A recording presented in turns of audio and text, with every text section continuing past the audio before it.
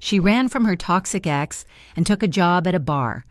Not knowing it belonged to a mafia boss, Avery Lane was 26 years old and running. Savannah was 600 miles behind her, a humid memory choked by exhaust fumes and the bitter, metallic relief of escape. She left with one rolling suitcase, the wheels vibrating nervously on the asphalt, and just enough cash folded into her bra to be dangerous. The engagement ring, the one that had felt more like a handcuff, was gone. Pawned for gas money in a town just north of the state line, the man who gave it to her, Caleb Royce, was the reason she was currently driving a car registered under a name she no longer used, Caleb, a Savannah patrolman who wore his badge like a shield and wielded it like a hammer. He loved control more than he ever loved her, and he used his job to guarantee it. The polite suggestions had become commands. The check-in texts had become GPS tracking on her car. The jealousy had become isolating her from friends. The last straw was when he'd put his hand on her throat during an argument, not hard enough to bruise, but hard enough to pin, his eyes flat and cold as he told her she needed to learn respect. Avery left 3 days later while he was on a double shift. She chose Baltimore. It was a city of brick and shadow, big enough to swallow a person whole. It was a port city, a constant churn of arrivals and departures, a crossroads for immigrants and transients, where anonymity was a form of currency. It was cold.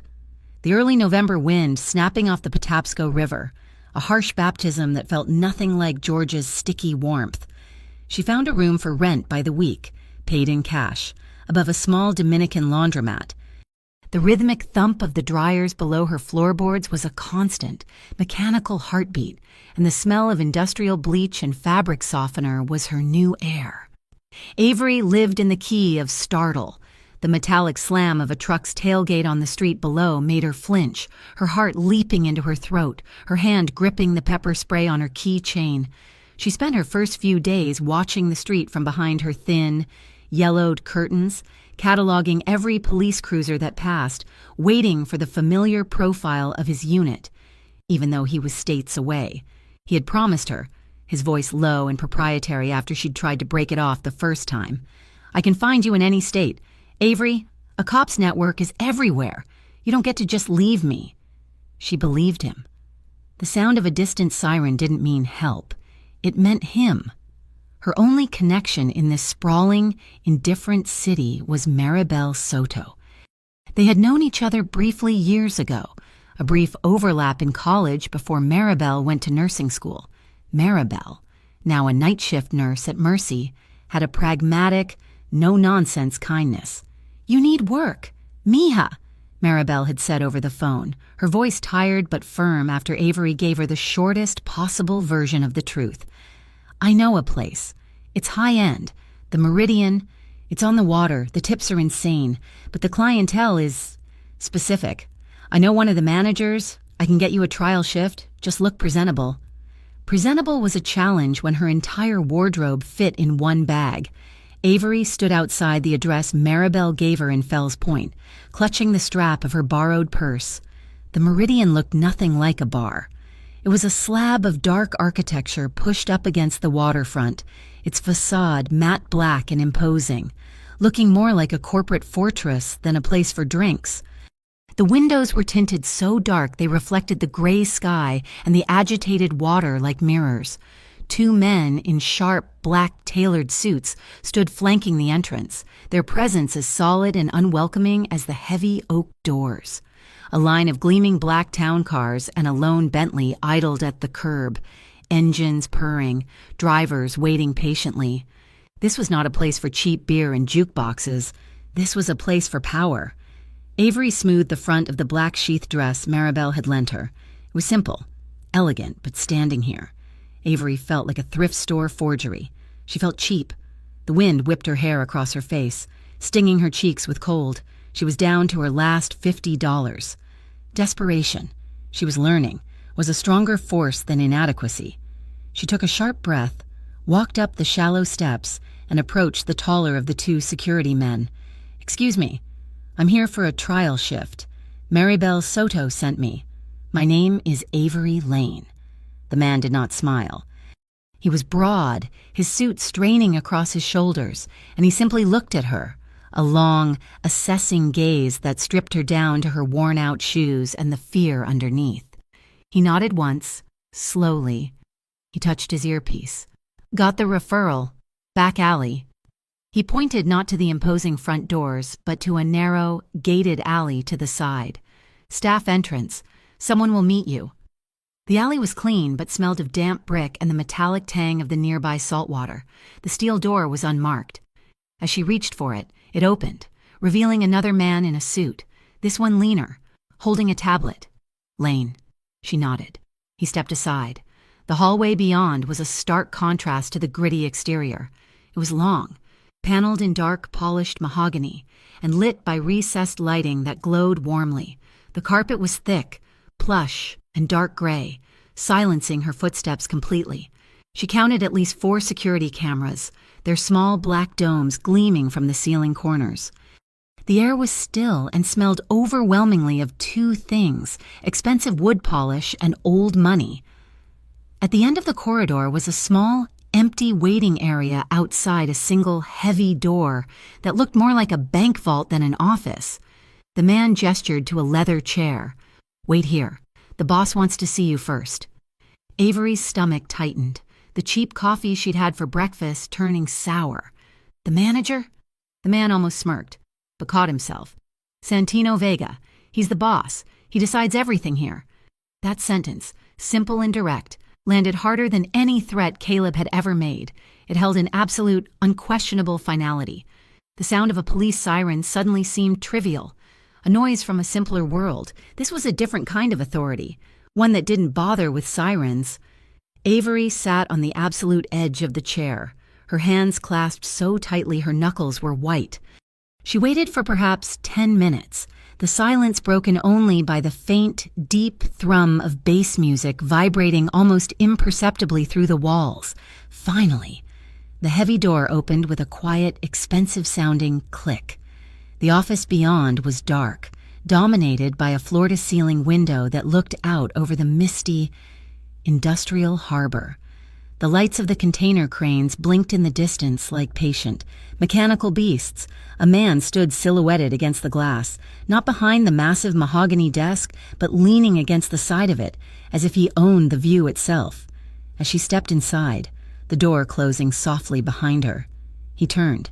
He was maybe in his early 30s, dressed in an impeccably tailored dark suit, no tie, the collar of his white shirt open, a sliver of intricate black tattoo peeked out from his cuff.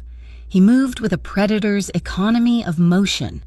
Nothing wasted, but it was his voice that stopped her breath. It was deep, a gravelly baritone layered with the smooth, clipped edges of an English education and the faintly rolled consonants of Spanish heritage. "Miss Lane." He didn't ask, he stated. "The one who ran from Georgia." He gestured to the chair opposite the desk. "Sit down." He knew. In the space of one sentence, he told her he already knew. Avery sat, her spine rigid, her palms instantly damp. She understood immediately. This was not just a bar. This was not just a job. And the man watching her with eyes she couldn't quite read in the dim light was the kind of man that, once he truly saw you, you could never truly be lost again. Santino Vega did not move back behind the imposing desk. He stayed leaning against its polished edge, a position of casual, deliberate dominance. He was in his early 30s, the dark, custom-fit suit emphasizing the width of his shoulders and the lean taper of his waist. His black hair was meticulously styled, short on the sides, slightly longer on top. When he gestured again to the chair, the movement revealed the intricate lines of a black ink tattoo disappearing under his starched white cuff. His eyes, dark and intelligent, scanned her face, missing nothing. Avery felt pinned by that gaze, like a specimen under glass. "I don't like the desk keeping us so far apart," he said.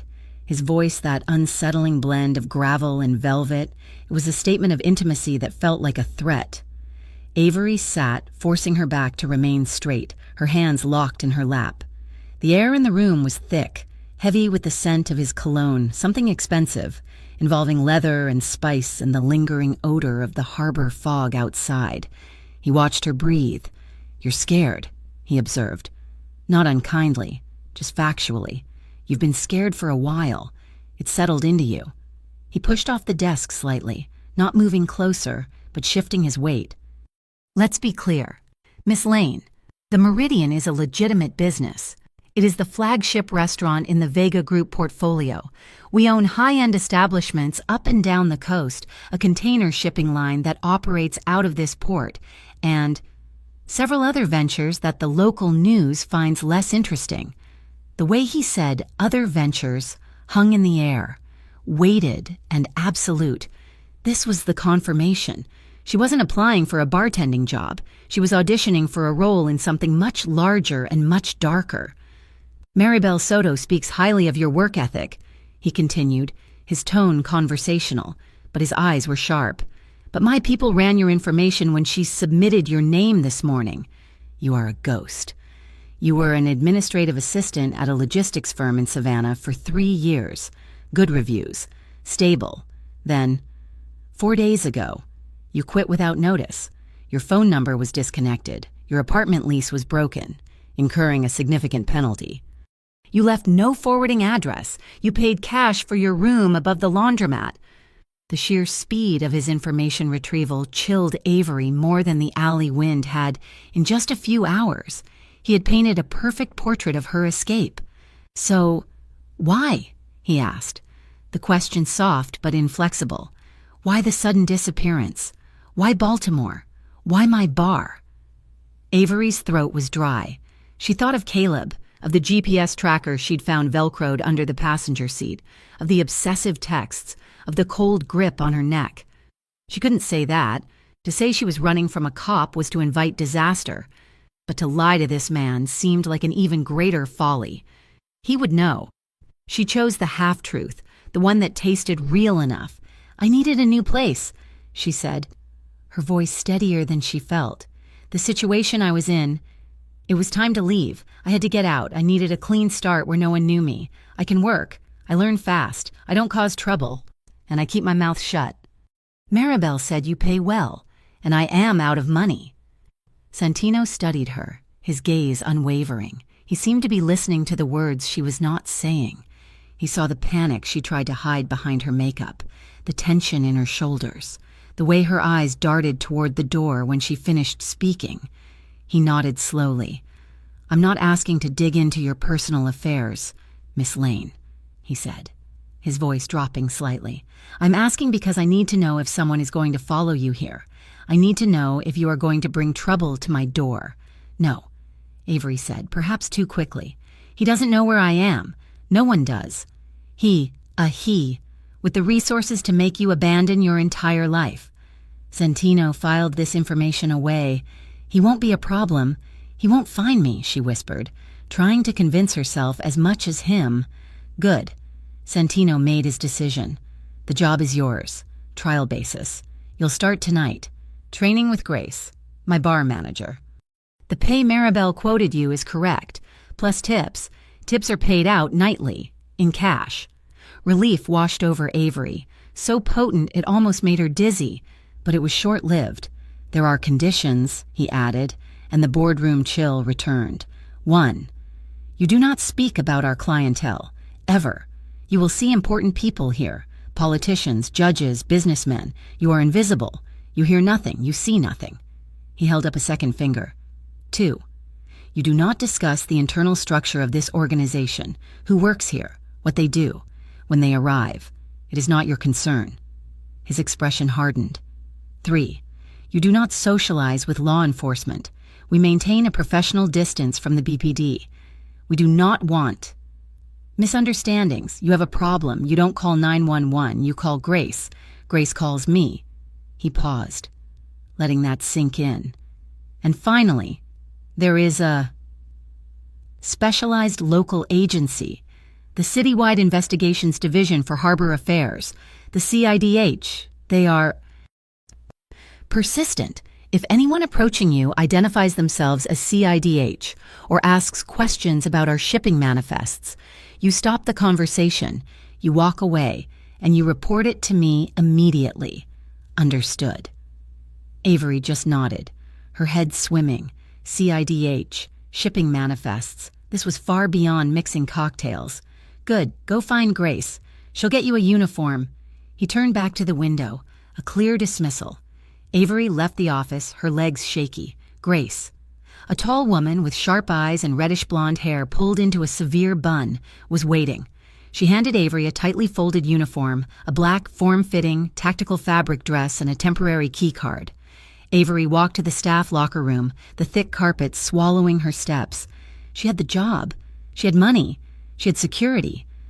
But as she changed, she felt the unmistakable sensation of a lock clicking shut. She had just stepped out of Caleb's cage and straight into a much larger, wealthier, chrome-plated one. That night, the main floor of the Meridian was electric. It was a sea of dark suits, expensive perfume, and the low murmur of powerful conversations. From his private balcony on the second floor, Santino Vega watched the floor. His gaze bypassed the politicians and the shipping magnates, settling instead on the new girl. He watched Avery Lane through the smoked glass partition. And on the high-definition security monitor in his adjacent private lounge. She was good. She was nervous, but she channeled it into efficiency. She didn't fawn over the guests. She didn't try to make eye contact. She just served. She kept her movements precise, anticipated orders, and blended into the background. She was exactly what he'd hired her to be. His bodyguard, a mountain of a man named Rocco, stood silently by the door. "She's running from someone," Santino said quietly, his eyes still on the monitor, watching Avery deftly handle a difficult order from a drunk shipping heir. "The cop ex-fiancé," Rocco stated. His team had pulled the full file. "She didn't mention he was a cop," Santino noted. "Smart. She knows we don't like them, but she's terrified. You see the way she looks at the door every time it opens?" Rocco nodded. "Keep an eye on the street," Santino ordered. "Have the night valet team log any cars that park for more than 20 minutes. I don't like coincidences."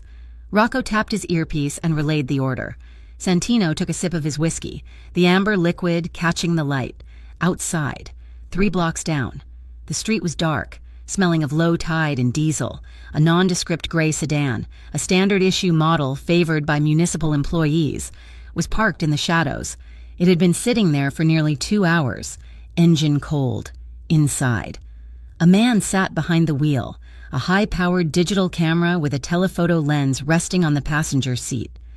He zoomed in on the front entrance of the Meridian, capturing the faces of the valets, the security, and the clientele. He lowered the camera and picked up his phone, dialing a number he knew by heart. "Found her," he said, his voice tight with a possessive, righteous anger. "She's in Baltimore, working at some high-end bar on the waterfront, the Meridian. Yeah, she's stupid enough to use her real name." Grace Monroe ran the VIP section of the Meridian with the quiet, intimidating efficiency of a chief of staff. She was the bar manager, a tall, severe woman in her 40s with sharp, intelligent eyes that missed nothing.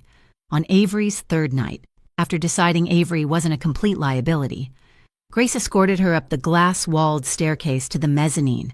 "This is not the main floor. Lane," Grace said, her voice low and crisp, never rising above the ambient thrum of the music. "Down there. They're drinking to be seen. Up here. They're drinking to do business. The tips are higher and the tolerance for mistakes is 0. The VIP lounge was a world unto itself. The lighting was dimmer. The chairs were upholstered in deep, black leather, and the air was thick with the scent of expensive cigars and aged whiskey. The clients were different. They spoke in hushed, serious tones, and their suits were clearly bespoke. "You don't approach. You wait to be summoned," Grace instructed, her eyes sweeping the room. "You remember their drink, their name, and their preference for ice.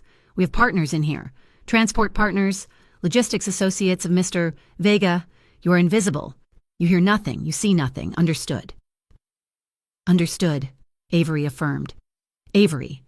It turned out, was built for this. Her previous job had required a meticulous memory for shipping codes and client preferences. This was no different. She memorized the face of a man who drank only Macallan 25, neat, and the name of another who preferred his martinis with a specific brand of artisanal olive. She learned to move silently on the thick carpet, to refill a water glass without interrupting a conversation, to anticipate a request before it was made.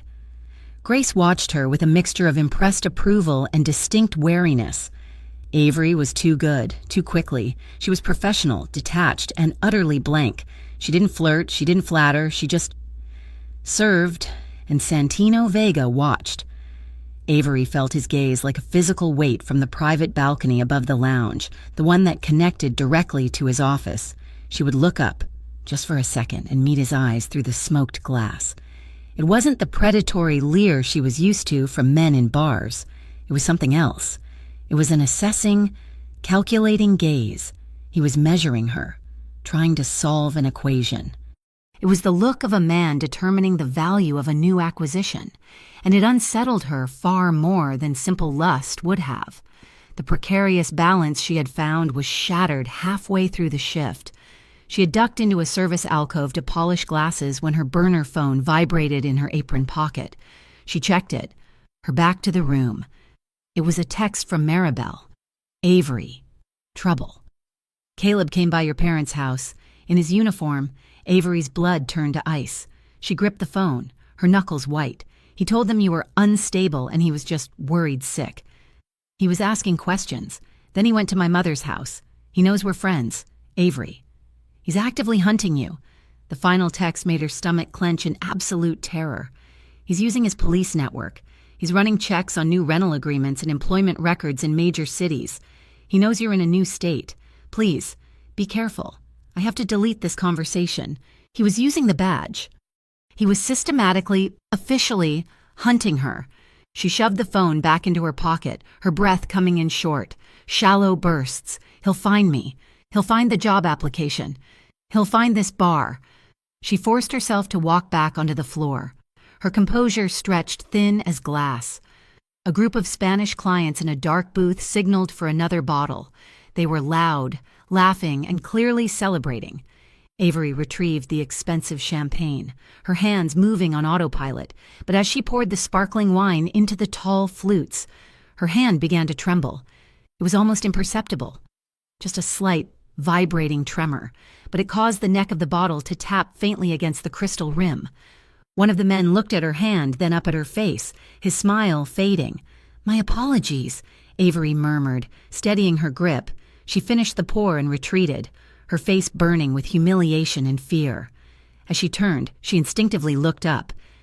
Santino Vega was standing on the balcony, perfectly still, his dark eyes locked directly on her. He had seen the fear she tried so hard to hide. The rest of the night was a blur of agonizing tension. At 2 a.m., when the last of the VIPs had finally departed, Grace gave her a curt nod. "Good recovery on table 7, you're efficient, see you tomorrow." Avery felt a wave of hollow relief. She just wanted her small room, her flimsy lock. She was heading toward the staff exit when Rocco, Santino's monolithic bodyguard, stepped into her path. "Mister, Vega wants to see you, now."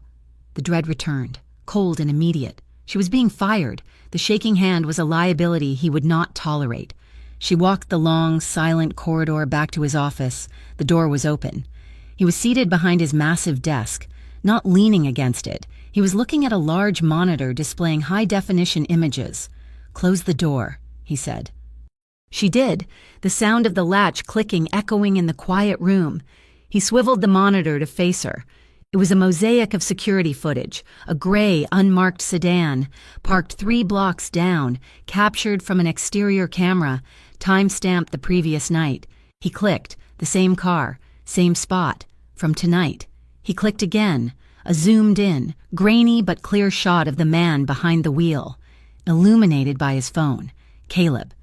This vehicle has been stationed within eyeshot of my front door for 2 consecutive nights," Santino said, his voice flat, devoid of emotion. "He's not a customer. He's on surveillance. He yours." There was no point in lying. This man had cameras on streets 3 blocks away. "Yes," she whispered, her voice tight. "Who is he?" Avery took a breath. "His name is Caleb Royce. We were engaged." And, Santino prompted, his eyes unblinking. He already knew. He just wanted her to say it. He's a police officer, Avery said, the words tasting like ash. Savannah PD. She braced for the explosion. She had brought a cop to his door. In this world, there was no greater sin. It meant investigations, raids, seizures. Santino did not raise his voice. He didn't move. He simply stared at her, the silence stretching out, heavier and more terrifying than any shouting could have been. Finally, he leaned forward and pressed a button on his desk console. Rocco, get me the head of Waterfront Control on the line. I want a full shadow team on a gray sedan. Georgia plates, and I want a digital blackout on all local inquiries regarding the Meridian, effective immediately. He released the button and looked back at Avery. He's not angry, Santino observed, as if diagnosing a problem. He's methodical. He thinks you are property he's misplaced. He stood up and walked around the desk, stopping a few feet from her. He was close enough that she could smell the faint, clean scent of his cologne. I don't like people touching my staff, Avery, he said, his voice dropping to that low, proprietary rumble that vibrated through her. When you work here, when you're under my roof, you belong to this house. This house protects its assets. He paused, letting the implication sink in. He's no longer your problem. He is mine. The words should have been comforting, but they landed like a cold, heavy chain. You belong to this house. It was the same promise of protection Caleb had always used, just backed by infinitely more power. You're dismissed. Go home. Avery fled, her footsteps silenced by the plush carpet. She burst out into the damp, cold night air, her heart hammering.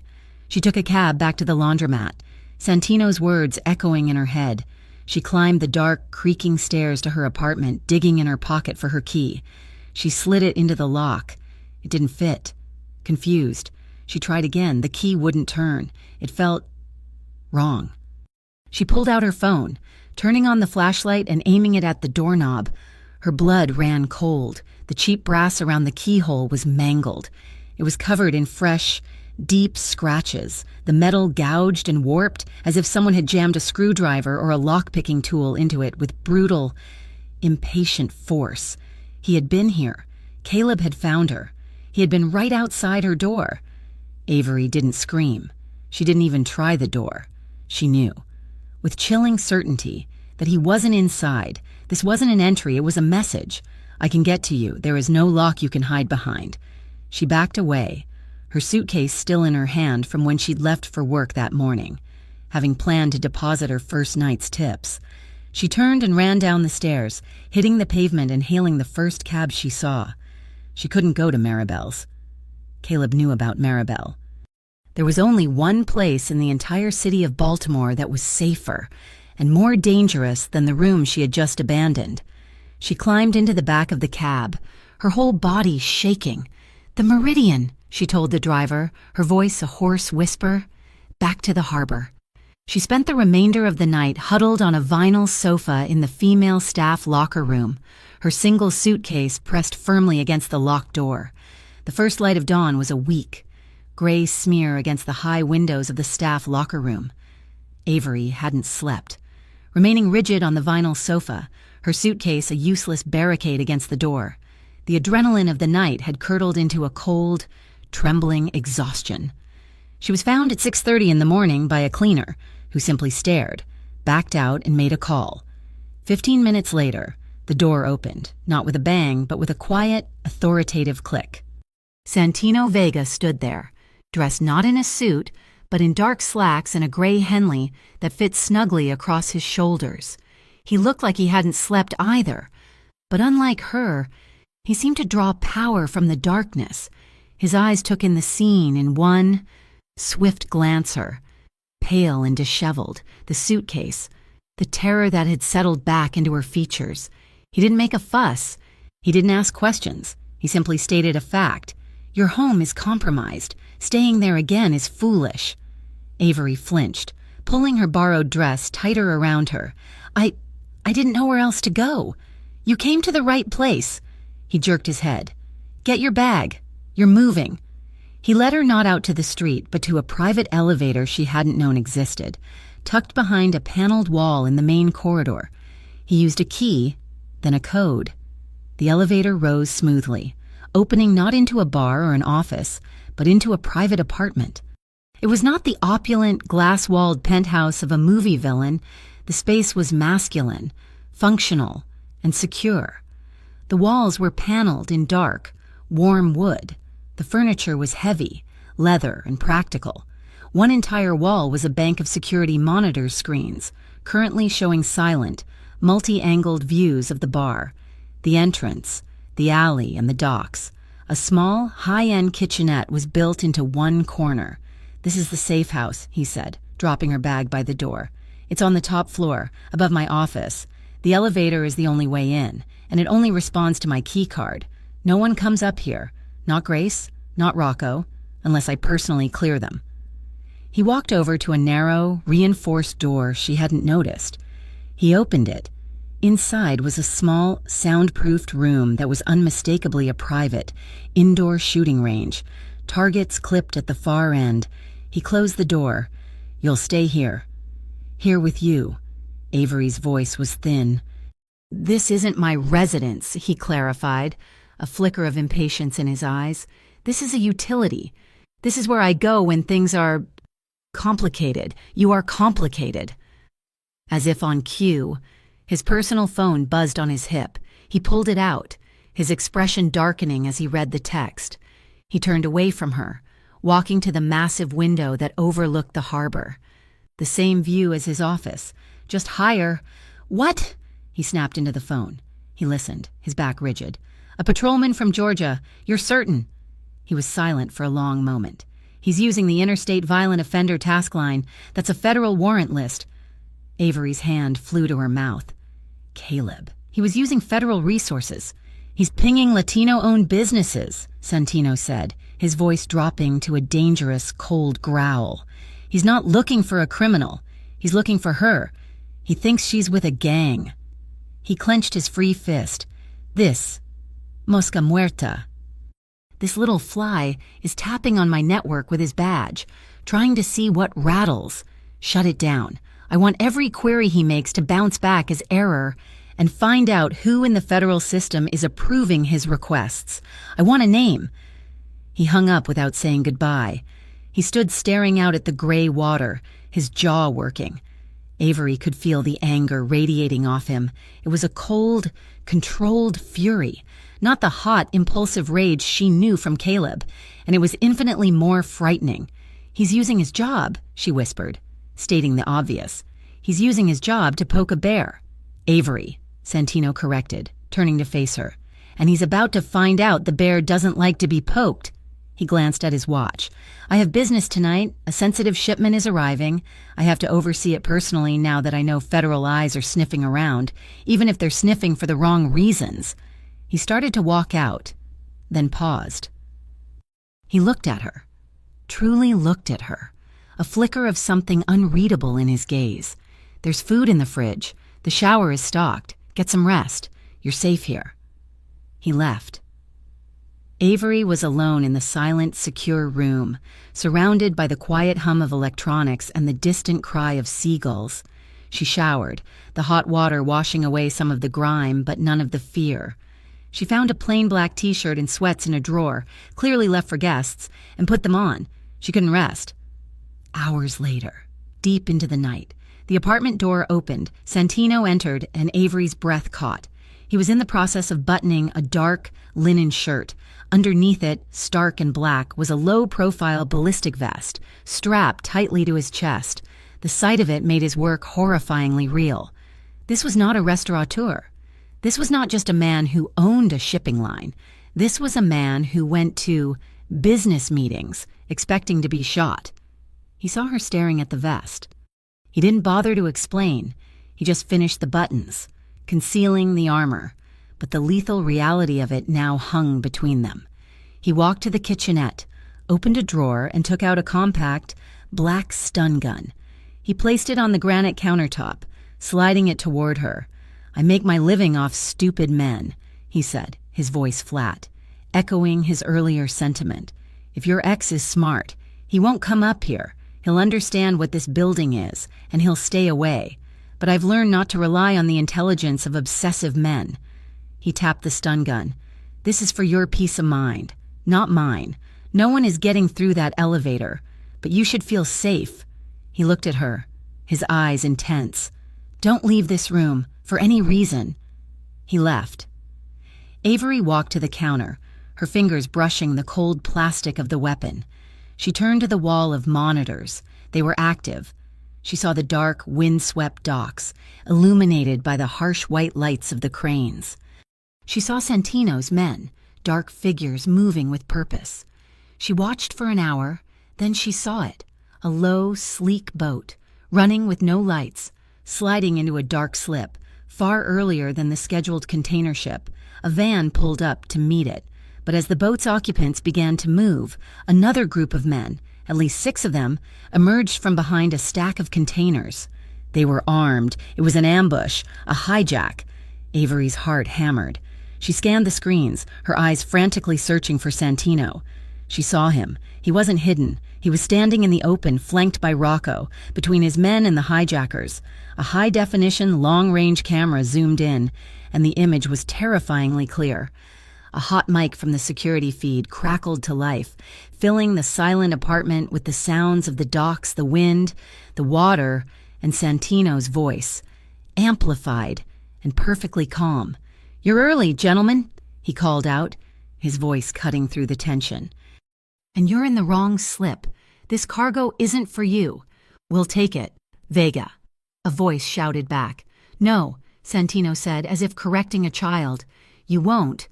My men on the crane have a .50 caliber aimed at your engine block. My men on the roof have you in their sights. You have 2 options.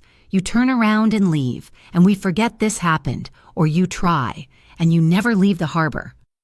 Avery stared, mesmerized. He was in the middle of a gunfight, and he was negotiating. He was in complete, absolute control. She found her hand had unconsciously closed around the grip of the stun gun. She was holding it. Not because she was afraid of him, but because she was terrified for him. It was a new, twisting, protective instinct that shocked her. For the first time, she wanted the dangerous man to live, not because he was her new jailer, but because she just wanted him to. After a tense, silent standoff, the rival crew slowly, angrily, lowered their weapons and retreated to their boat. Santino watched them go, unmoving. It was another hour before the elevator doors slid open. Santino returned. His hair was damp and wind-tossed from the sea spray.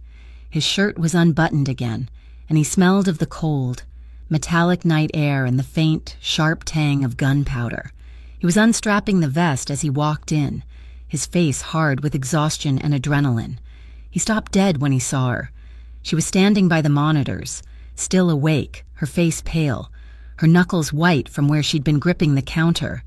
He saw the stun gun resting beside her. His entire expression changed. The hardness evaporated. The cold calculation in his eyes receded. And something else, something softer and deeper, took its place. He looked tired and human. He walked over, stopping a few feet from her. He looked at her, then at the monitor, then back at her. "You've been dealing with Caleb alone for too long," he said, his voice rough. "From now on, we split it." Avery looked at him, at the man who wore armor to work and faced down armed men on dark docks. Caleb's protection had been about control, about locking her in. Santino's was about neutralizing the threat. It wasn't a cage, it was a shield. And it felt dangerously, terrifyingly different. The safe house was silent, but the air was still electric, humming with the adrenaline of the dockside standoff. Avery was still in the black t-shirt and sweats Santino had provided, her hair a tangled knot, her eyes wide and fixed on the monitors, which now showed only the dark, quiet water. The confrontation was over, but the tension remained. Trapped in the room with them, Santino had shed the ballistic vest, tossing it onto a leather chair with a heavy, definitive thud. He moved to the kitchenette, his steps measured, and opened a cabinet, pulling out a small first aid kit. He was dabbing at his upper arm with a bar towel. "It's just a graze," he said, his voice rough. "One of them was faster than I expected." Avery saw the dark, angry red line just below his shoulder, a shallow groove where a bullet had kissed the skin. It was bleeding sluggishly.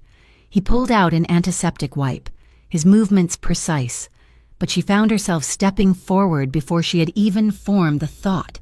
"Let me," she whispered. Her voice sounded strange in the quiet. He stopped, his dark eyes meeting hers. He didn't argue. He just held his arm out, standing perfectly still, watching her.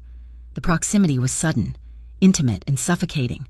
She took the wipe, her fingers brushing his. His skin was hot. As she cleaned the graze, she was overwhelmingly aware of him, the heat radiating from his body, the sharp, masculine scent of his skin mixed with gunpowder and the cold metallic tang of the harbor air. It made her head swim. He didn't watch his arm. He watched her face. His gaze was intense, analytical, as if he were memorizing the lines of her jaw, the fear still lingering in her eyes. "He hurt you."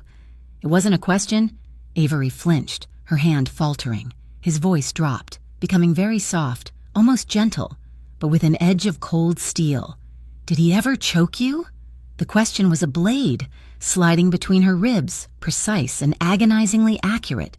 It struck the very center of her shame. Her breath caught, her throat tightening until it burned. A single hot tear she hadn't known was coming escaped, tracing a path down her cheek. She didn't wipe it away. She couldn't move. She could only nod, a tiny, jerky motion. "He said," she managed, her voice a fractured whisper. "He said he was teaching me respect." A muscle jumped in Santino's jaw. His eyes went dark, the flicker of anger there so cold it was almost black. He didn't curse. He didn't promise to kill Caleb. He did something far more potent. Very slowly, with deliberate, measured grace, he raised his free hand. He held it up in the space between them, palm open. His fingers relaxed. He let her see it. It was clean, warm and steady. He didn't move it toward her, but simply offered it for inspection. "If I touch you, Avery," he said, his voice a low, dark vow that vibrated through her, "it is for you to choose. It is never, ever to teach." That was it. The absolute, unassailable difference. Caleb, the man of the law, had always taken, always controlled, his touch a prelude to a command. Santino, the man who lived outside the law, was offering. He was giving her the one thing Caleb had systematically destroyed: a choice, a surge of something hot, sharp, and entirely unfamiliar want cut through the fear. It was a purely selfish desire, a need to feel something other than terror. She finished placing the bandage, her fingers lingering for a half second on the warmth of his skin. Then she made her choice. She leaned in, closing the last few inches. She rose on her toes and pressed her mouth to his. The reaction was instantaneous, a concussive shock. It was not a gentle or exploratory kiss.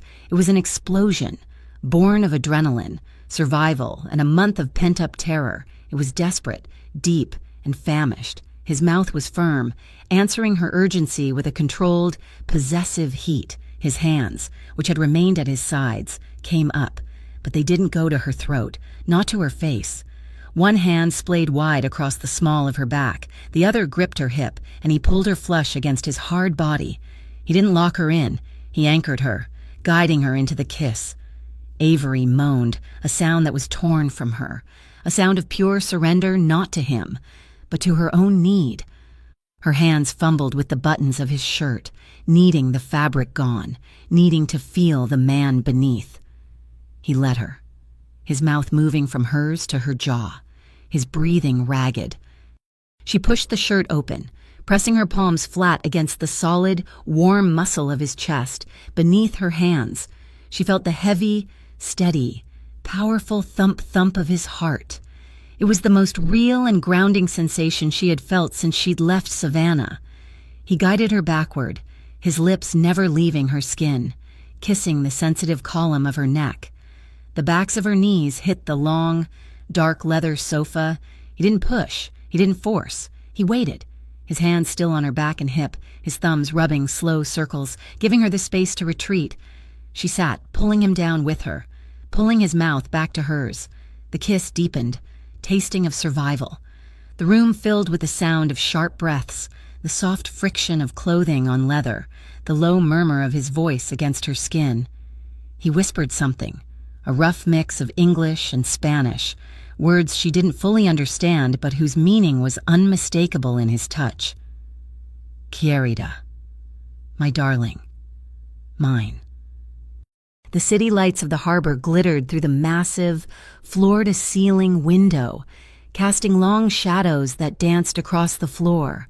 The lights reflected in the bank of dark. Silent security monitors, silent witnesses as the apartment, and the man who ruled it.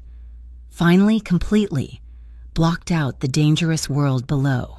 Much later, Avery lay on the sofa, tangled in a sheet Santino had pulled from a closet. He was asleep beside her, his breathing deep and even, one arm draped heavily, protectively over her waist. She, however, was wide awake, staring at the glittering skyline. She was processing a revelation. Lying next to Caleb, even in the early, good days had always felt conditional. She was always coiled, braced. Her muscles tight, waiting for the criticism, the correction, the next test she had to pass, lying here, in the fortress of a man infinitely more dangerous than her ex-fiancé. She felt boneless. The knots in her shoulders had dissolved. The tightness in her chest was gone. She felt utterly, paradoxically, safe. She felt like she could finally expand, take up space, and breathe. She closed her eyes, and for the first time in over a year, she truly slept. Santino was not as asleep as he seemed. He opened his eyes, the city lights reflecting in their dark depths, and looked at the woman who had curled into his side as if she belonged there. He had seen her fear. He had seen her efficiency, and now he had seen her absolute vulnerability. He looked at the gentle curve of her back, the way her breathing had finally evened out. He glanced at the end table, where his sidearm lay, its black steel gleaming dully, always within reach. He knew, with cold certainty, that this was no longer about a compromised employee or a business annoyance. Caleb Royce was no longer just her problem. He was Santino's, and Santino always took care of his problems. Downstairs, in the pre-dawn quiet, Grace Monroe was closing out the registers. She glanced at the security panel, the indicator light for the top-floor safe house. The one that was almost never used was still illuminated. It had been on all night. Grace sighed, a small, weary sound, and signed the final slip. The boss, who never, ever mixed his personal life with his operations, had just chosen the runaway. Avery woke up to the smell of strong coffee and the quiet, rhythmic tapping of fingers on a keyboard. The morning light was bright, streaming in through the massive window and illuminating the safe house. For a disorienting second, she felt warm and safe, tangled in the sheet on the leather sofa. Then the memories of the night before the graze, the kiss, the confession rushed in, followed immediately by the cold, hard reality of the monitors, which were still silently watching the harbor. Santino was at the desk, already dressed in a fresh, dark suit, his back to her. He was the picture of command, as if the raw, desperate intimacy of the previous night had never happened. "There's coffee," he said, without turning around. "And a file you need to see?" Avery pulled the sheet around herself, her skin suddenly cold. She sat up, her hair a mess, her borrowed sweats rumpled. She felt exposed, a stark contrast to his armored composure. She poured a coffee, her hands shaking slightly, and walked to the desk. A thick manila folder sat on the polished wood. Her name was not on it. Caleb's was. "I have a man in Atlanta," Santino said, his voice all business. "An information broker. I paid him to find out why a Savannah patrolman was so desperate that he'd start pinging federal databases." Avery opened the folder. The first page was an internal affairs memo, flagged for confidential review. Her heart stopped. Caleb wasn't just a jealous ex. He was a cop being actively investigated by his own department for repeated, unauthorized use of law enforcement databases and tracking equipment for personal matters. There were at least 2 other complaints from women before her. He's not just obsessed, she whispered, her stomach twisting. He's a predator. He's been doing this for... It gets worse, Santino said. He turned in his chair to face her, his expression grim. He's not just using his network, he's trying to build a new one. He pointed to the second document, a series of encrypted text messages his broker had intercepted. They were between Caleb and a contact listed under FMS. Federal Maritime Integrity Service, Santino translated, his voice laced with contempt. It sounds official. It's also completely fictitious. There is no such agency. Then who is he talking to? It's a shell designation as a front for a rival crew out of Philadelphia. A very new, very ambitious crew that has been trying to get a foothold in this harbor for 6 months. They've been looking for a weakness in my organization, a way in. Avery read the messages, and the full, sickening scope of the situation crashed down on her. Caleb was offering an internal source at a high-value Vega Group asset. He was offering her. He was trading her location, her employment, her name, to a criminal organization in exchange for their help in apprehending a major organized crime figure. My God, Avery breathed, sinking into the chair opposite him. He's not just trying to find me. He's selling me. He's trying to use me as a bargaining chip to get a promotion, or to get you arrested. He's setting me up to take the fall. She felt a new, colder fear. She wasn't just running from an ex. She was a pawn in a war between two mafia organizations. She had run from a small, petty cage straight into a war zone. She looked at Santino, a cold dread settling in her gut. You knew, she said, her voice flat. You knew he was a cop. He didn't flinch. Yes. When I first told you about him the night he tried to break into my room, the first night, Santino said, his voice quiet. When Maribel submitted your name, my team ran your file. His name was attached as your emergency contact and fiancé. We ran him, too.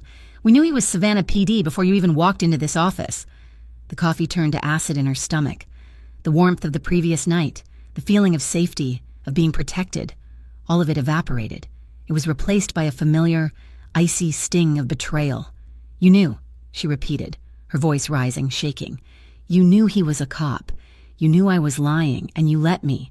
You sat there and watched me, knowing everything. You held back information. You're just like him. She stood up, pulling the sheet around her like armor. I can't do this. I can't be here. I'm leaving. No, you're not, Santino said. It wasn't a shout. It was a simple, non-negotiable fact. You can't keep me here, she cried. That's what he did. He locked me in. He controlled me. And you're doing the same thing. Just with a better view and more expensive locks, I'm going back to my apartment. You don't have an apartment, why? He retorted, his patience finally snapping. It's compromised. He's not the only one who knows you're there. This other crew now knows where you live. Going back there isn't an act of freedom. Avery, it's suicide. He stood, but he didn't move toward her. He kept the desk between them, a silent acknowledgement of the line she had drawn. I am not Caleb, he said, his voice low and intense. He hid things to control you. I held that one piece of information back because you were terrified, and I didn't want to make it worse until I had a solution. I made a mistake, but I am not him. I need to leave, as she insisted, her voice breaking. I need to be on my own. I can't be your asset, your prisoner. You are not a prisoner, he said. He sighed. Rubbing the bridge of his nose, the commander was gone, replaced by a tired, frustrated man. But you are also not going to walk out that door and get yourself killed. There is a compromise. He paused, clearly thinking. The Vega Group maintains a guest house on Fleet Street. It's a high-end, discreet residence for visiting partners. It's not my home. It's not this safe house. But it has a 24-hour security detail, a concealed entrance, and it's impenetrable. You will go there. You will be safe, and you will not be with me. You will have your own space. Avery stared at him, her mind racing. It was another cage, but he was offering her a choice, a different one. It wasn't stay here with me. It was stay safe, but not here. It was an acknowledgement of her panic. "Fine," she said, her voice small but firm. "The guest house, but on one condition." His eyes narrowed. "No more secrets," she said. "I'm in this port war. I'm the bait. I have a right to know what's coming. You don't get to clear a path and then inform me of it. You tell me first. We decide. Together." Santino studied her for a long, silent moment. She was terrified, sleep-deprived, and wearing his t-shirt, and she was negotiating with him. A flicker of something respect. Admiration passed through his eyes. "Agreed," he said simply. "I'll have Rocco arrange the transfer." As if summoned, his desk console buzzed. He pressed the speaker. "What?" It was Rocco's voice, gravelly and urgent. "Boss, we have a problem. That breach we suspected. It's confirmed. The shipping schedule for the next 2 weeks just leaked. The manifest for the Andalusia. It's in the wind. That fake federal crew, they have it." Santino's face went absolutely cold. He looked at Avery, then at the monitors. The Andalusia was his biggest ship, carrying his most sensitive, high-value cargo. And the contracts for that cargo, the ones that legitimized it, were all signed here, at the Meridian. He finally understood. Caleb hadn't just sold out his ex-girlfriend. He had given Santino's rival the keys to the entire kingdom.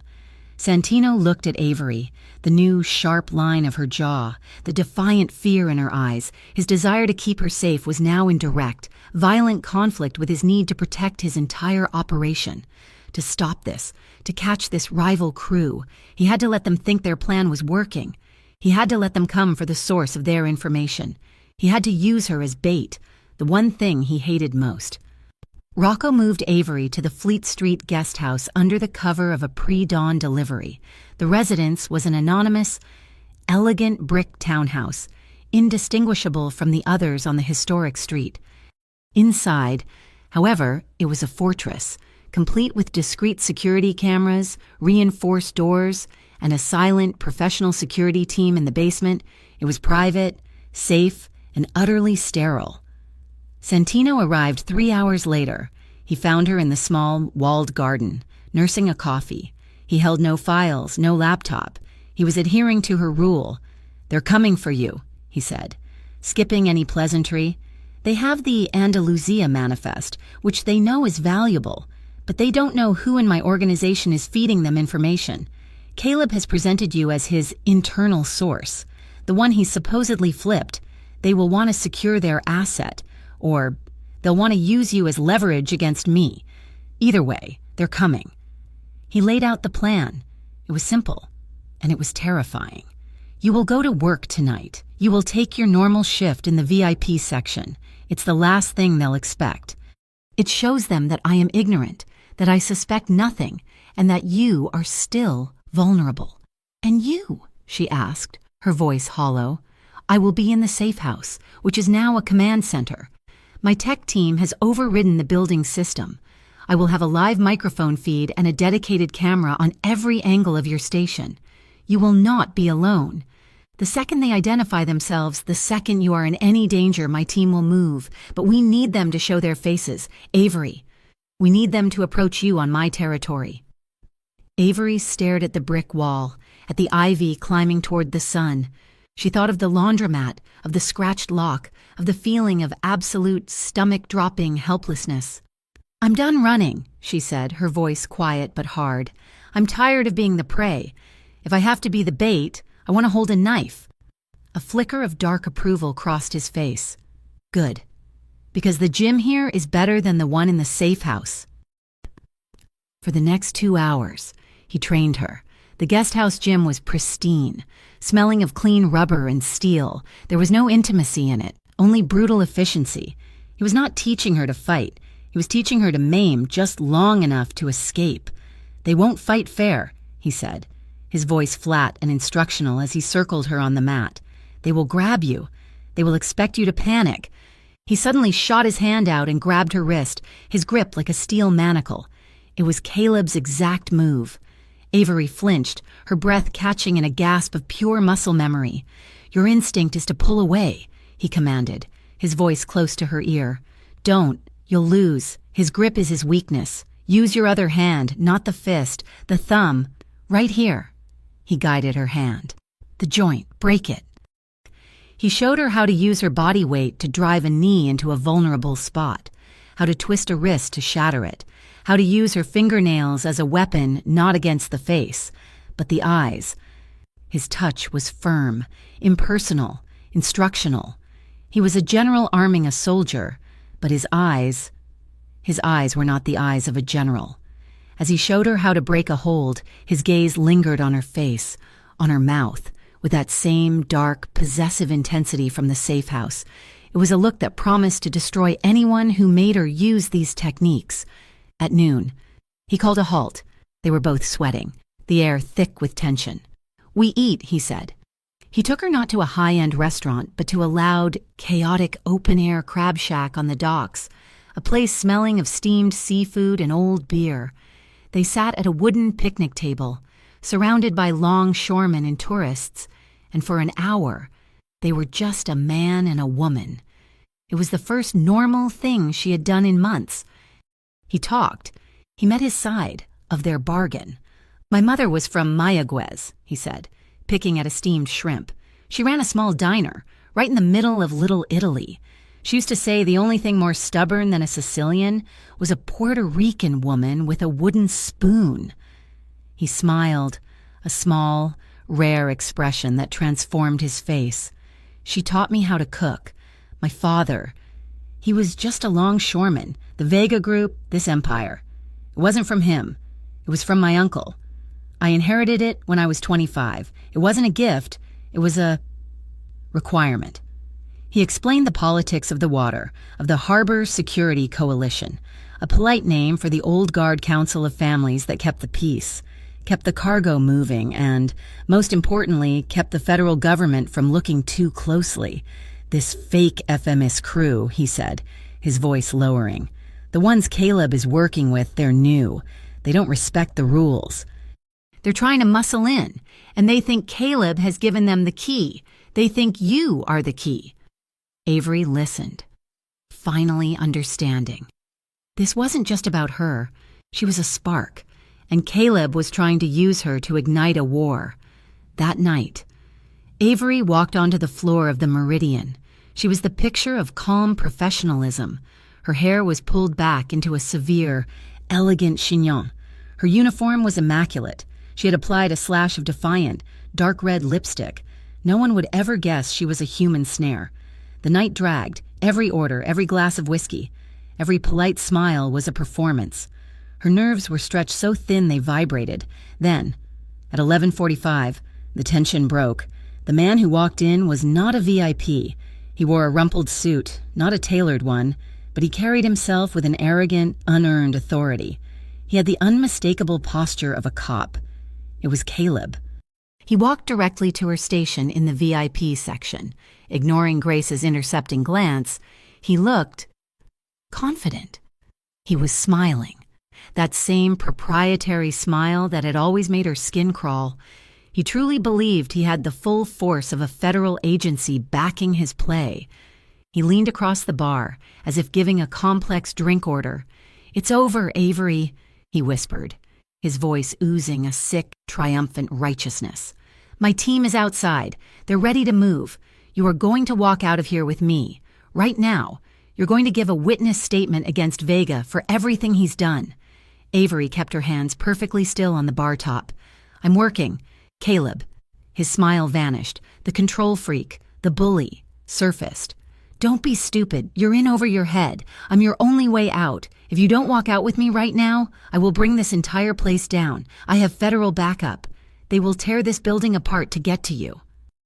Upstairs, in the dark command center, Santino watched the high-definition footage. He heard every single, amplified word. His hand clenched into a fist, his knuckles white. He saw the threat, the way Caleb's eyes raked over her. Rocco tensed, ready to move.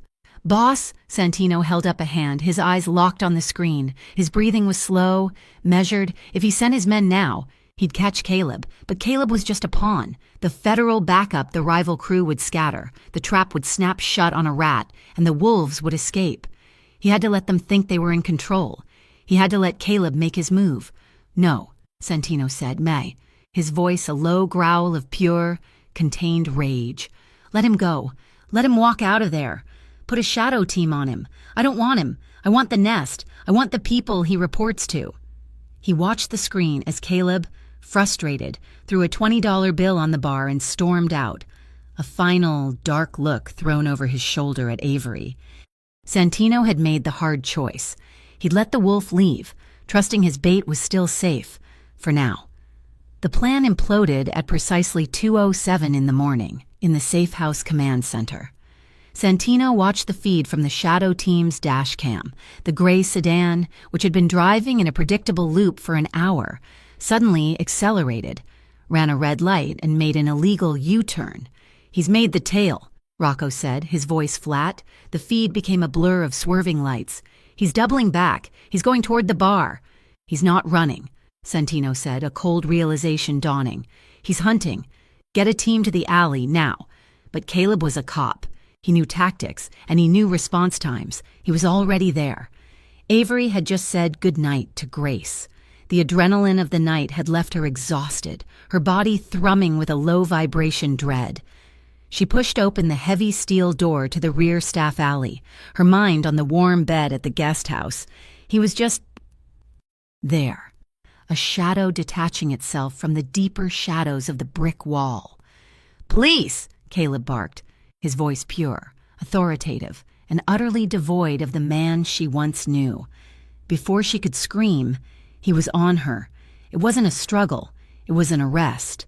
He grabbed her right arm, twisted it behind her back in a painful, practiced lock, and slammed her face first against the brick wall. Her head connected with a dull thud, making her vision swim. "You're coming with me, Avery," he hissed in her ear. "You're a material witness. Stop resisting."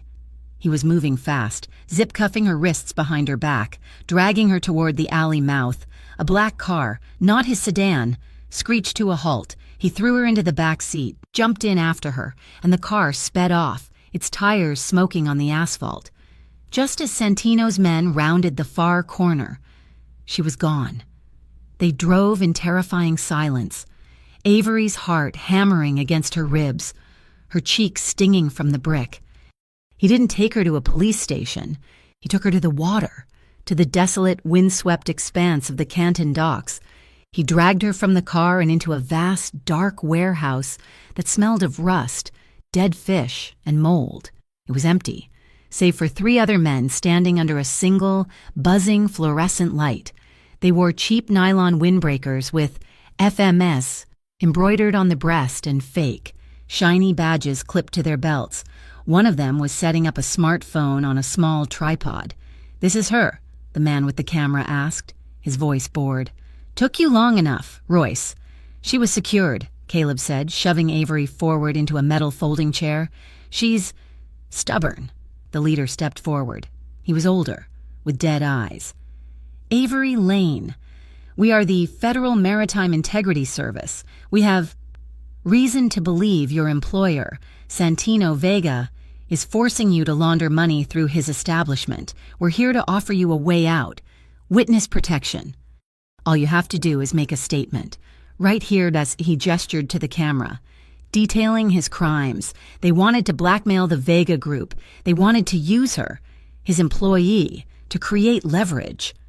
Avery's mind raced, recalling Santino's words, his training. "Stall, use what you know." "You're not federal," she said. Her voice shook, but it was clear. The 3 men stopped. Caleb, who had been pacing, froze. "What did you say?" the leader asked, his fake friendly demeanor vanishing. "I said you're not federal," Avery repeated, lifting her chin. She was terrified, but the training had given her a sliver of anger to cling to. "Those badges, they don't have serial numbers, and the Federal Maritime Integrity Service doesn't exist. I know who you are. You're the Philadelphia crew." The silence in the warehouse was absolute. The leader stared at Caleb with pure venom. "You said she was a stupid, scared waitress." Caleb's face contorted. This was the ultimate betrayal of his narrative. He stormed over to Avery, grabbing her by the chin, forcing her to look at him. "You chose him," he hissed, his face inches from hers. "A piece of criminal trash over me. I'm a cop. I'm the good guy." "You're suspended," Avery shot back, the words from Santino's file hitting their mark. "For stalking, for abusing the database. You're not a cop. Caleb, you're just a criminal who hasn't been caught." The slap was so hard it snapped her head to the side, her ear ringing. "That was because of you," he roared, his self-control shattering completely. "You ruined me. You made me look for you. You made me break the rules. I was trying to fix my life. I'm bringing down a major kingpin. This was my chance to be a hero. And you sided with him." Back in the armored SUV, Santino's face was carved from ice. "We lost visual. The alley team missed him by less than 30 seconds.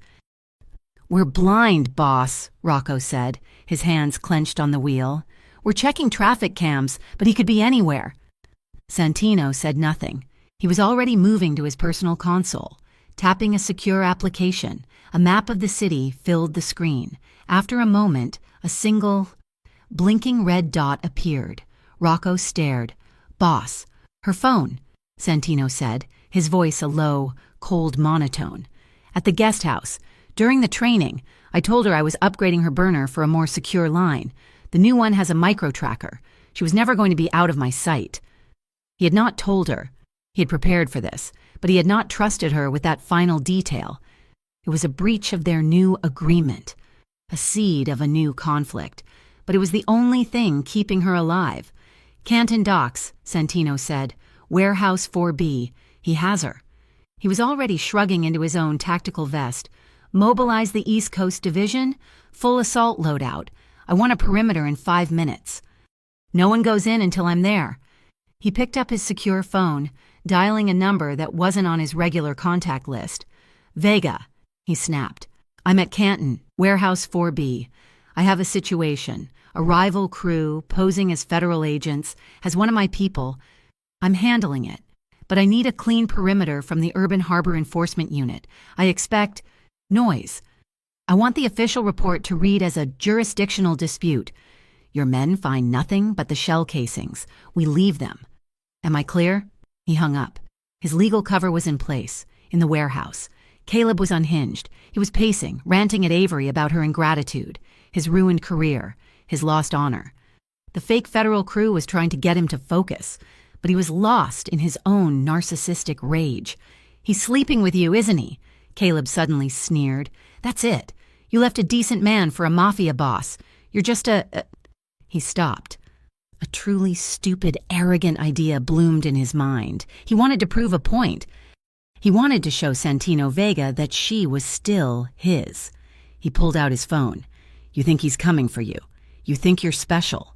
He grabbed Avery's arm, his fingers digging into her bicep, hard enough to bruise. He shoved his face next to hers, grinning into the camera. Click!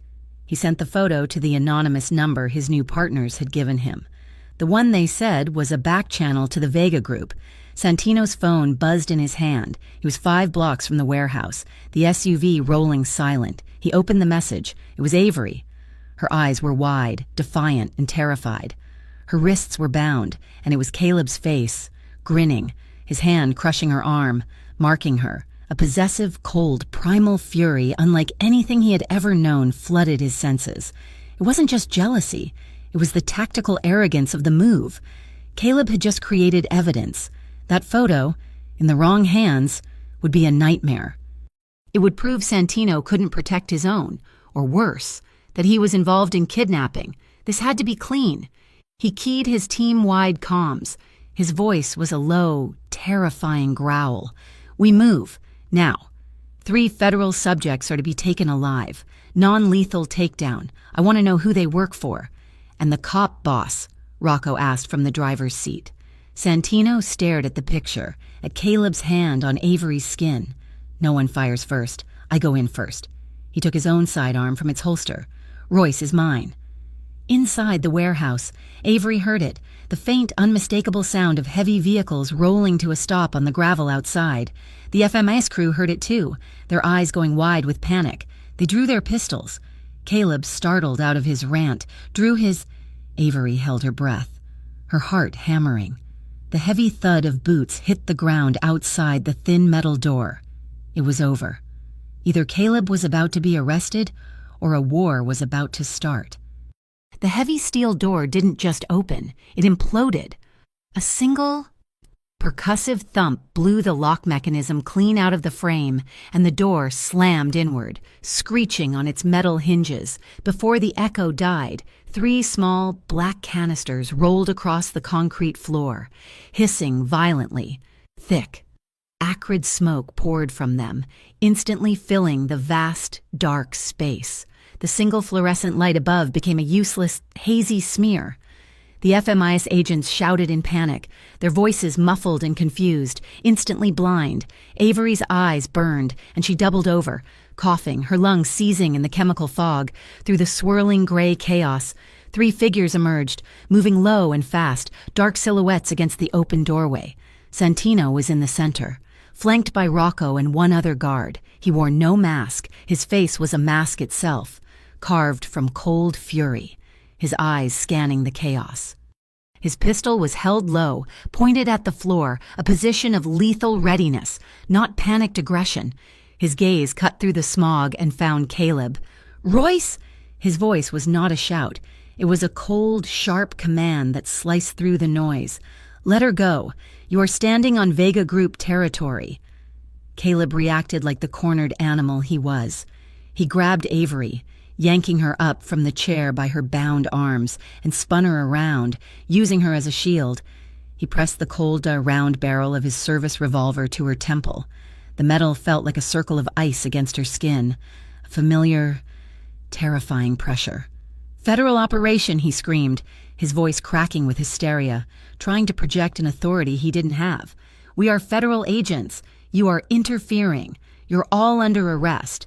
Santino didn't even raise his pistol. He simply lifted his free hand, his smartphone held flat. He tapped the screen. A new voice filled the warehouse, tinny, amplified, and unmistakably official. The voice of the corrupt officer he had called earlier. "Vega, listen. I don't know who you're asking about, but there is no operation, federal or otherwise, at the Canton docks tonight. My unit's log is clear. You're on your own." Santino clicked off the recording. "That," he said, his voice dangerously calm, "was the Urban Harbor Enforcement Unit. Your backup isn't coming." Caleb's face, visible in the thinning smoke, went white. The bluff had been called. He was alone, a disgraced cop standing between 3 fake agents and an armed mafia crew. It was the moment of confusion Santino had anticipated. Caleb's focus was shattered. His grip on Avery's arm was agonizingly tight, but his stance was unsteady. "Don't pull. Use his weight." Santino's voice echoed in her head from the gym. Avery stopped resisting. She suddenly dropped all her weight, going limp, and then rammed her head backward, connecting solidly with the side of Caleb's jaw. His teeth clicked, and he roared in pained surprise. His grip faltered for a single, crucial second. In that split second, Avery didn't try to run. She did exactly what Santino had taught her. She fell, rolling hard onto the dirty concrete, tucking her shoulder and using the momentum to get clear of him, scrambling away from the line of fire. "Now!" Santino yelled. The 3 FMIS agents, realizing their federal cover was blown, raised their weapons. They opened fire first, their shots panicked and wild, bullets sparking high off the concrete pillars. The warehouse erupted in a deafening cacophony. Santino's 2 guards moved with brutal, practiced efficiency. They didn't spray. They fired in controlled, double taps, aiming low. Pop, pop, pop, pop. One agent screamed, a high-pitched shriek, and collapsed, clutching a shattered knee. The leader went down, grabbing his thigh, his pistol clattering away. The 3rd man, seeing his partners neutralized, dropped his weapon and threw his hands high in the air. It was over in less than 5 seconds. Clinical. Exactly as Santino had ordered. He needed them alive.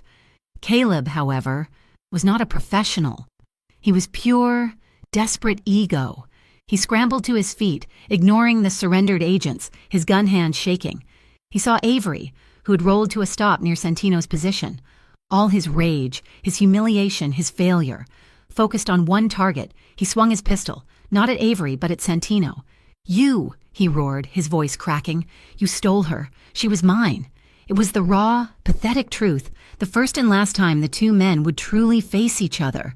Santino's own weapon was already centered on Caleb's chest, his finger steady on the trigger. But he didn't fire. He saw Avery.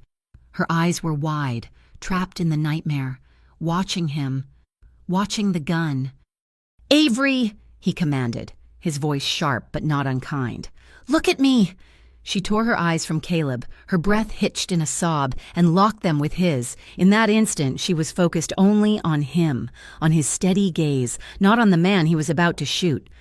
The moment her gaze was secure, Santino fired, a single, deafening shot. It was clean, precise. The bullet tore through Caleb's right shoulder, the force spinning him completely around. He collapsed in a heap, his pistol skittering across the floor.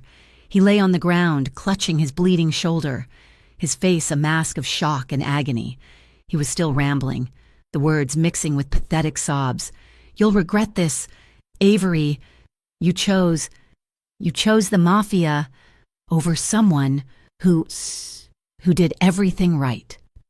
Santino walked forward, his steps measured, his face an unreadable mask of cold purpose. He raised his pistol again, his arm steady, pointed directly at Caleb's head. He was going to erase the problem, permanently. Avery, her hands still bound behind her, scrambled to her feet. "Santino!" she cried out. He stopped, but his arm remained steady. "Don't," she pleaded, her voice breaking. "Please, not in front of me." His eyes met hers. The coldness was still there, an icy fire, but it was warring with something else. "Don't make me watch that," she whispered, the tears finally coming, hot and fast. "Don't make me carry that image for the rest of my life, please." It was the ultimate test. He had given her his word. He had promised to be different. The seconds stretched, filled only with the sound of Caleb's whimpering and the moans of the wounded agents. Santino held her gaze for one long, agonizing moment.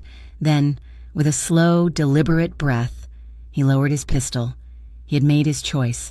He valued her request over his own need for a clean, permanent solution. He gave a sharp nod to Rocco. "Get him on his feet. Get them all. Take them to the water. We'll hand them over to the proper authorities." Rocco understood the euphemism. Caleb would disappear, but Avery would be spared the sight. It seemed over. The tension broke, leaving Avery shaking with relief. But just as Rocco moved to haul Caleb up, the FMIS leader with the shot-up thigh, who had been watching with hateful, pain-filled eyes, made his final move. "If we're not getting paid," he spat, "nobody is—" He fumbled inside his jacket, pulling out a small, metallic device. Before anyone could stop him, he pressed the button. A small thermite incendiary device in his hand ignited with a blinding, magnesium-white flash. He hurled it into a towering stack of dry, wooden pallets and shipping crates in the corner. The effect was instantaneous. The decades-old dry wood erupted, not in a slow burn, but in a violent explosion of flame. A wall of heat and fire rushed toward them, sucking the air from the room. The ancient warehouse was a tinderbox. They were trapped, with 3 wounded, uncooperative prisoners, and the only way out was through a rapidly growing wall of fire. The climax was not over. It had just changed. The fire caught the old, dry wood with an explosive whoosh. The thermite charge had done its job, and the stack of pallets erupted in a column of white-hot flame that licked the steel rafters 30 feet above. A wave of heat, dry and suffocating, rolled over them. "This way," Rocco yelled, already dragging the surrendered agent with the shot-up leg, moving toward the main roll-up door, but the fire, fed by a breeze from the broken door, moved faster. It leaped from the pallets to a stack of cardboard shipping containers, and in seconds, the main exit was a roaring, impenetrable curtain of orange. "Back, back," Santino roared. One of his guards, Marco, was hit in the leg by a piece of falling, burning debris. He crumpled to the ground. They were trapped. Santino, Avery, and the wounded Marco, cut off from the main force by a wall of fire. The side window, Santino yelled, spotting a high, grimy ventilation window near the back wall. He grabbed Avery's arm. You're first. Marco, cover us. He dragged her to the wall, kicking aside debris. He cupped his hands. Climb on my shoulders, break the glass and get out. Avery stared at him, her face streaked with soot, her eyes wide with terror, but not panic. She coughed, the smoke clawing at her lungs. She looked at the fire, now eating the roof beams, then at him, the man who had just saved her, the man who had also tracked her. No, she said, her voice a raw rasp. Avery, this is not a discussion. Climb, he commanded, trying to lift her. She shoved his hands away, planting her feet.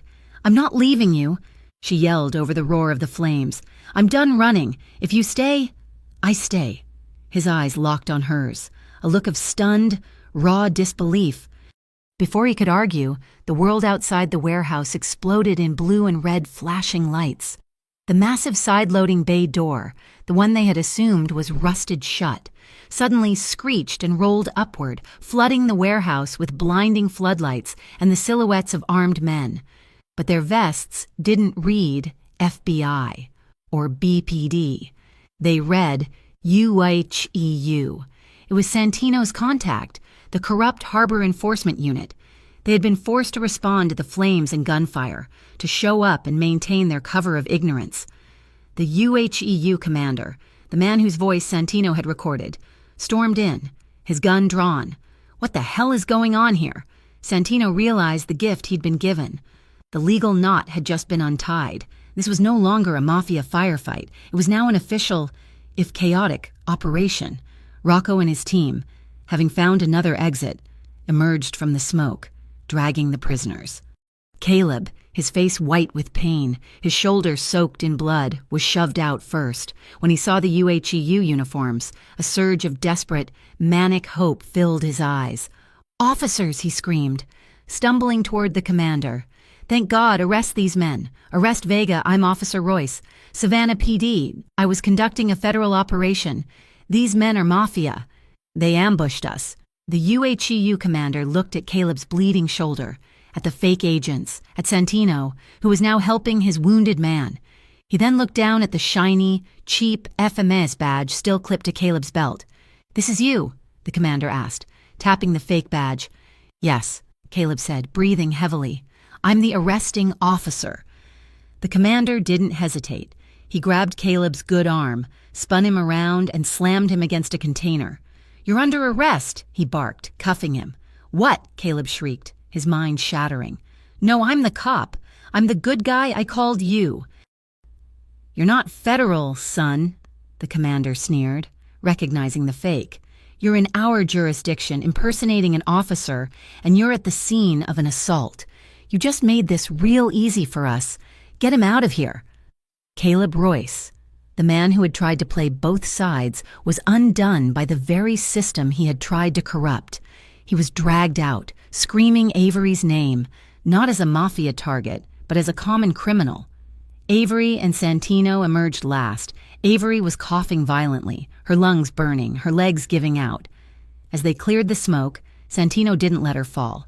He scooped her up into his arms, pulling her tightly against his chest. He walked right past the UHEU commander, right past the flashing lights and the shouting men, holding her. It was a public, non-negotiable statement, a silent claiming in front of the very law he subverted. She was his. She was protected, back at the Fleet Street guest house. The silence was deafening. They had both showered, washing away the soot and blood, but the adrenaline still hummed. Avery stood in the middle of the room in a clean robe, watching Santino pour 2 glasses of whiskey. The tracker, she said, her voice quiet. He stopped, his back to her. He didn't pretend. You said, we would decide, together, she said, her voice shaking, not with fear, but with a new, cold anger. You put a chip on me. He turned, his face hard with exhaustion. Yes, I need you to be strong. Santino, she said, stepping toward him. I need what you did tonight, but I also need you to be honest. I can't trade one man who lies for another. I won't. He set the glass down.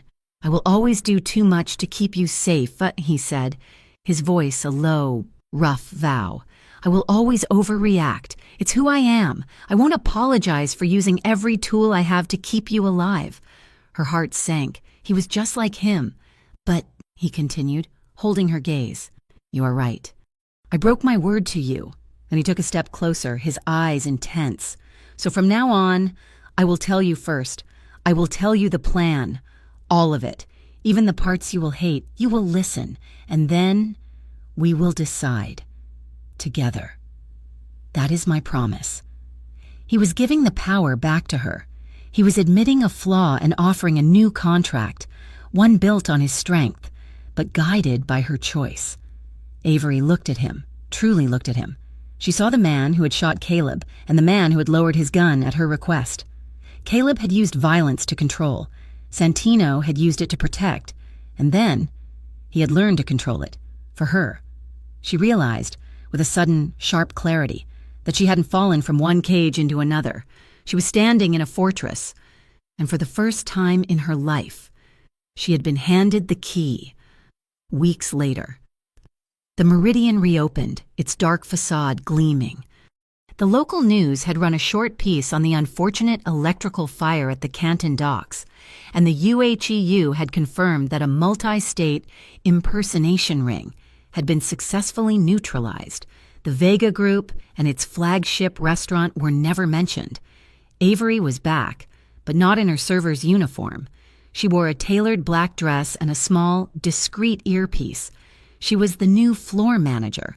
She moved with a confidence that turned heads, an authority that was quiet, earned, and absolute. Santino trusted her. She had seen the very worst of his world, and she had not run. That night, after the last customer had left, she found him waiting on the top floor, in the safe house. The wall of monitors was off. It was just an apartment, overlooking the calm, glittering harbor. He didn't speak. He just held out a small, black, velvet box. She opened it. Inside, there was no massive diamond. There was a simple, heavy, platinum band, modern and elegant. And next to it, a sleek, black key card. I can't promise that I'll always be clean, Avery, he said, his voice rough, brutally honest. This world, my world, it's not. But I promise I will always come to you before I get in the mud. I promise that you will always have the choice. He looked at the box, then at her. Stay, not in the guest house. Here, with me. Be my partner. Avery looked at the ring, then at the keycard. She picked up the keycard, her fingers closing around the cool, heavy plastic, a symbol of choice, not a chain. She slid it into the pocket of her dress. Then, she stepped forward, slid her hands around his neck, and pulled his mouth down to hers. It was not the desperate, adrenaline-fueled kiss from before. It was slow and deep and warm. It was the kiss of a woman who was not running, but had finally, against all odds, arrived home. Thank you so much for listening to this story. We would love to know where you're listening from, so please drop a comment below and share your thoughts. If you enjoyed this, please subscribe to our channel, Mafia Boss Stories, and give this video a like. And if you really want to support us, hit that hype button so this story can be heard by even more people.